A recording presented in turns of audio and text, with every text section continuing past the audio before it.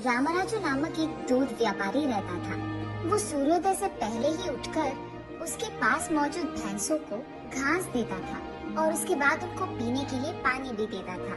रामराजू की पत्नी सीता उन पशुओं को नहलाती थी। ऐसे वो दोनों एक दूसरे की सहायता करते थे। उसके बाद वो दोनों भैंसों का दूध निचोड़कर उस सारे दूध को एक बड़ी दूध के डिब्बे में भरते थे। उस दूध को शहर ले जाकर बेचता था रामराज। दिन गुजरते गए और शहर में रामराजू के ग्राहक भी कम होते गए और इसीलिए रामराजू ठान लेता है कि कुछ भी करके उसके व्यापार को पहले की तरह अच्छा बनाना होगा। अगले दिन भी वो दूध निचोड़कर शहर पहुंचता है, लेकिन उस दिन कुछ ही ग्राहक उसके पास दूध खरीदते हैं। ये देख रामराजू बहुत निराश होता है, क्योंकि उसके पास आधा दूध वैसे का वैसे ही रह गया है और क्योंकि उसको वो दूध बेचना था, वो फैसला करता है कि कम से कम वो पड़ोसी गांव जाकर उस दूध को बेच दे। रास्ते में थकान के कारण वो उस पड़ोसी गांव के पास मौजूद एक पेड़ के नीचे आराम करने लगता है। ठीक वही गधों के साथ आया हनुमैया भी आराम कर रहा था। वो रामराज को देख, कौन है आप? किस गांव से हो और किस काम के लिए आए हो यहाँ? ऐसे एक के बाद एक प्रश्न पूछते ही रहता है।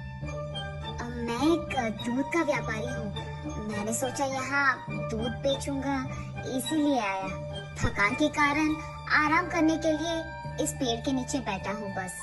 ऐसा क्या? लेकिन इस गांव में सबके पास पशुएं तो है, शायद आपसे दूध कोई नहीं खरीदेगा। अरे रे, हाँ क्या? तो आज ये सारा दूध व्यर्थ हो जाएगा क्या? ऐसे उसके मन में सोचता है रामराज। वैसे वो किसका दूध है? ये दूध तो घने भैंस के है। ओह, ऐसा क्या? लेकिन इस सारे आसपास गांव में सभी गधों को पालते हैं, इसलिए सब यहाँ गधे का ही दूध पीते हैं ना? चौंक कर रामराज, क्या गधे का दूध पीते हैं? अरे ऐसे क्यों चौंक गए? गधे का दूध तुम्हें सस्ता लगता है क्या? तुम्हें ये पता है गधे के दूध का मूल्य भैंस के दूध से कई ज्यादा है। फिर से चौंक जाता है रामराज। क्या शहर में गधे का दूध खरीदते हैं? अरे हाँ, वहाँ तो गधे का दूध कोई नहीं बेचता ना, इसीलिए कुछ लोग तो शहर से यहाँ आकर दूध खरीद कर जाते हैं।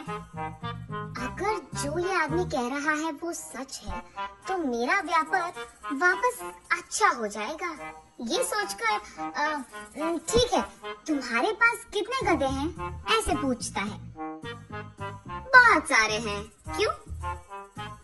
कुछ नहीं, मैंने सोचा अगर कोई दूध देने वाले गधे हैं आपके पास तो मैं 2 खरीद लूं।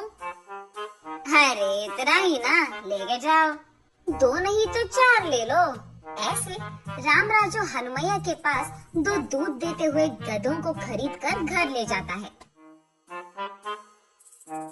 गधों को घर लाए हुए पति को देख सीता, ये क्या जी, आप गधों को घर लाए हैं? इनके साथ क्या करेंगे आप? अरे इन्हीं से तो कल से हमारे व्यापार में लाभ होगा सीता। गधों से व्यापार में लाभ कैसे आएगा जी? शहर में इनके दूध का बहुत मूल्य है, वो मुझे आज ही पता चला।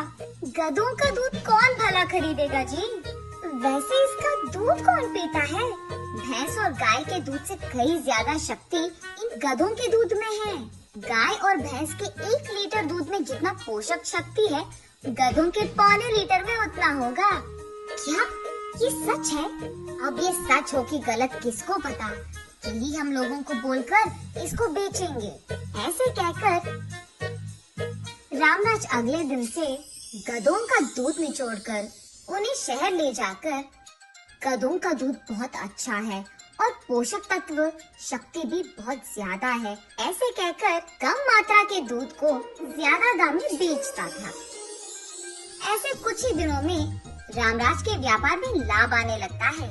इससे पहले ज्यादा मात्रा के भैंस के दूध बेचने पर उसे कम पैसे मिलते थे, लेकिन अब गधों का दूध कम मात्रा में होने के बावजूद ज्यादा दाम में बिकता था।